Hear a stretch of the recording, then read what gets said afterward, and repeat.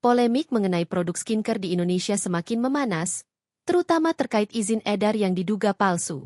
Salah satu produk yang menjadi sorotan adalah skincare milik Dr. Reza Gladys.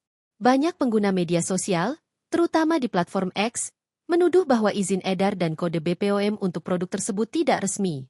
Kuasa hukum Reza Gladys, Julianus Paulus Sembiring, memberikan klarifikasi mengenai tuduhan tersebut.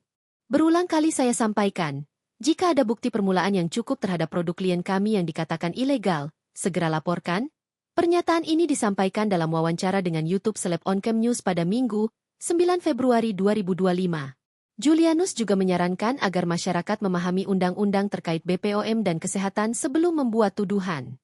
Lebih lanjut, Julianus menjelaskan bahwa izin edar produk skincare milik Reza telah mengikuti prosedur yang ditetapkan. Ia menegaskan bahwa kode BPOM dan izin edar yang dimiliki produk tersebut adalah sah.